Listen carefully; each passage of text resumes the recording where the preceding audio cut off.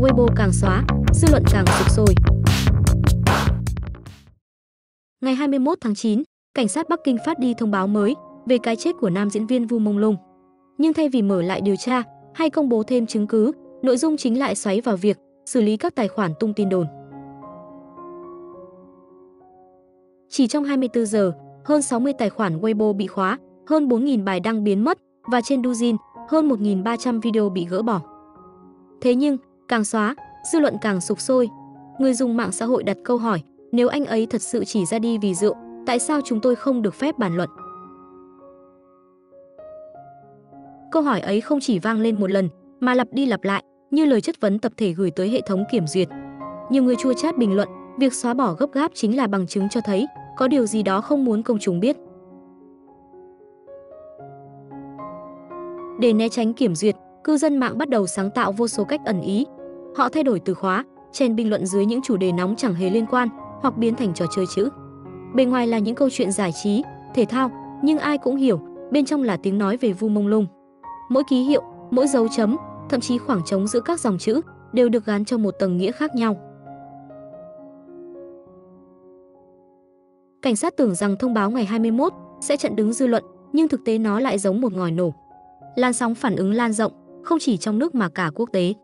Bên ngoài Trung Quốc, các hashtag như công lý cho Vu Mông Lung xuất hiện trên Twitter, Instagram, YouTube.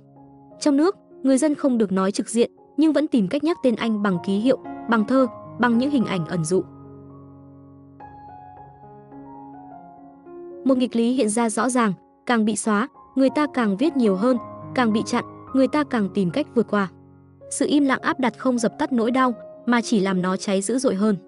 Và từ ngày 21 tháng 9 trở đi, dư luận hiểu rằng câu chuyện về Vu Mông Lung không còn là một bi kịch cá nhân nữa, mà đã trở thành biểu tượng của một cuộc đấu tranh giành quyền được biết và quyền được lên tiếng. Không ít người ví tình cảnh lúc này như một cuộc rượt đuổi vô tận. Một bên hăng hái xóa, bên kia bền bỉ viết lại, hôm nay một từ khóa biến mất, ngày mai 10 cách nói khác xuất hiện. Chính sự sáng tạo bất đắc dĩ ấy đã biến mạng xã hội thành nơi ẩn chứa hàng ngàn mật mã ngầm mà ai quan tâm đều có thể hiểu được.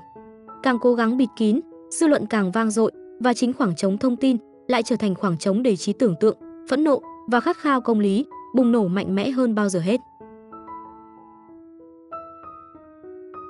Người dùng mạng xã hội hiểu rằng nếu bi kịch ấy thật sự chỉ xuất phát từ rượu thì chẳng có lý do nào để hàng ngàn tiếng nói bị buộc phải im lặng. Sự kết hợp của mất mát cá nhân, thông tin mập mờ và cách kiểm soát khắt khe đã đẩy câu chuyện sang một ý nghĩa lớn hơn. Khi cảnh sát tuyên bố khép lại điều tra, công chúng đồng loạt nhận ra sự thật có lẽ sẽ không bao giờ được công bố. Và chính niềm tin ấy đã biến Vu Mông Lung thành biểu tượng cho một cơn bão dư luận chưa từng có, nơi người dân đấu tranh cho quyền được biết và quyền được nói. Những nhân vật bị nêu tên và các vụ kiện ngược lại. Khi dư luận chưa kịp lắng xuống, sau cái chết đầy bí ẩn của Vu Mông Lung, một diễn biến khác bất ngờ xuất hiện. Một loạt nhân vật từng bị nêu tên trong các tin đồn bắt đầu khởi kiện ngược lại cư dân mạng. Đây là bước ngoặt khiến cuộc tranh cãi vốn đã phức tạp, nay càng thêm căng thẳng. Trong những ngày đầu, trên Weibo và Douyin, hàng loạt tin đồn lan truyền với tốc độ chóng mặt. Một số bài viết khẳng định rằng có những nhân vật quyền lực hoặc có quan hệ gần gũi với giới giải trí dính líu đến sự ra đi của Vu Mông Lung. Không ai rõ nguồn gốc đầu tiên của những lời đồn này, nhưng chỉ trong vài ngày, chúng đã phủ kín các diễn đàn và nhóm thảo luận. Đối mặt với áp lực dư luận, những người bị nhắc tên đã không chọn im lặng. Trái lại, họ đồng loạt nộp đơn kiện chính thức, yêu cầu bồi thường danh dự và trừng phạt những tài khoản tung tin thất thiệt. Theo thông tin từ một số nguồn, đơn kiện đã được gửi tới tòa án địa phương với cáo buộc rõ ràng về hành vi bôi nhọ và lan truyền thông tin sai sự thật. Động thái này tạo ra hai luồng phản ứng trái ngược. Một mặt, những người ủng hộ họ cho rằng việc khởi kiện là cần thiết, bởi trong thời đại mạng xã hội, một lời đồn có thể phá hủy sự nghiệp, danh tiếng và cả cuộc sống riêng tư. Họ nhấn mạnh, nếu không có bằng chứng xác thực, việc nêu đích danh ai đó dính líu đến một cái chết bi thảm là điều không thể chấp nhận. Nhưng ở chiều ngược lại, đông đảo cư dân mạng lại xem đây là một nỗ lực dập tắt tiếng nói cộng đồng. Họ đặt câu hỏi, nếu thực sự vô can, tại sao không công khai đối thoại, không minh bạch thông tin, mà chỉ chọn con đường pháp lý, để bịt miệng dư luận. Một số bình luận chua chát lan truyền, người đã mất thì không ai bảo vệ, nhưng những người bị đồn thì lại có cả hệ thống đứng sau. Thực tế, trong bối cảnh thông báo ngày 21 tháng 9 của cảnh sát bị đánh giá là thiếu thuyết phục, thì khoảng trống thông tin chính là mảnh đất màu mỡ cho tin đồn sinh sôi. Người ta càng bị ngăn chặn bàn luận, càng có xu hướng suy đoán. Và trong vòng xoáy ấy, việc một số cái tên bị nêu lên gần như là điều tất yếu. Khi họ khởi kiện, thay vì dập tắt nghi vấn, nó lại vô tình khiến dư luận cảm thấy có góc khuất chưa được phơi bày. Các chuyên gia pháp lý bình luận rằng, trong mọi xã hội, việc bảo vệ danh dự cá nhân trước tin đồn là chính đáng. Nhưng khi đặt trong bối cảnh đặc biệt này, cái chết của một nghệ sĩ trẻ, sự phẫn nộ lan rộng, niềm tin công chúng lung lay, thì mỗi động thái pháp lý đều bị soi xét dưới lăng kính nghi ngờ. Một luật sư nhận định, nếu chính quyền và những người liên quan muốn xóa bỏ tin đồn, cách duy nhất là minh bạch hóa bằng chứng, chứ không phải chỉ nhắm vào người tung tin.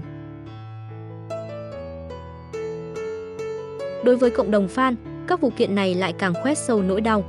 Bởi trong mắt họ, Vu Mông Lung là người không có quyền lực, không có chỗ dựa, và nay thậm chí tiếng nói bảo vệ anh cũng bị đẩy lùi sau hàng rào pháp lý. Một bình luận được chia sẻ rộng rãi viết, người bị đồn có thể kiện, nhưng người mất thì không thể lên tiếng. Vậy công lý thuộc về ai? Điều đáng chú ý là các vụ kiện ngược này lại diễn ra song song với chiến dịch kiểm duyệt mạnh tay trên mạng xã hội. Tài khoản bị khóa, bài viết bị xóa, từ khóa bị chặn, trong khi đơn kiện của các nhân vật bị nêu tên lại xuất hiện công khai trên truyền thông.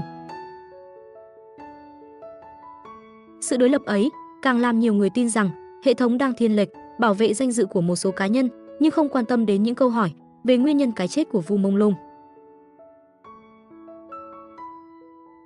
Một số nhà phân tích cho rằng đây chính là ngòi nổ mới của dư luận. Khi công lý chưa rõ ràng, mỗi vụ kiện danh dự lại trở thành một lời nhắc nhở về khoảng trống sự thật. Công chúng không chỉ muốn biết ai đúng ai sai trong các tin đồn, mà quan trọng hơn, họ muốn biết điều gì thực sự đã xảy ra vào đêm ngày 11 tháng 9 định mệnh.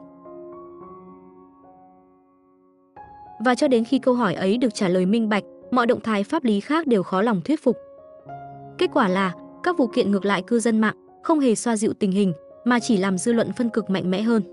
Một bên cho rằng đó là bước đi cần thiết để bảo vệ quyền lợi cá nhân, bên kia lại coi đó là bằng chứng, cho thấy sự thật đang bị che giấu. Trong cơn bão mâu thuẫn ấy, cái tên Vu Mông Lung tiếp tục trở thành tâm điểm, không chỉ như một nghệ sĩ ra đi trong nghi vấn, mà còn như một biểu tượng cho cuộc đối đầu giữa tiếng nói công chúng và quyền lực pháp lý. Chúng tôi sẽ tiếp tục thông tin về vụ án này tới quý vị trong các video sau. Có một video về vụ án này với gần 100.000 lượt xem trên kênh mới đây đã bị hạn chế hiển thị và giới hạn độ tuổi. Chúng tôi cần cẩn trọng hơn trong các hình ảnh mà chúng tôi sẽ cung cấp cho quý vị sau này. Vì thế có thể chúng tôi có những clip rò rỉ, nhưng sẽ chỉ có thể kể lại bằng cách nói giảm và không có hình ảnh minh họa. Cảm ơn sự quan tâm theo dõi của quý vị và hẹn gặp trong những tin tức sau.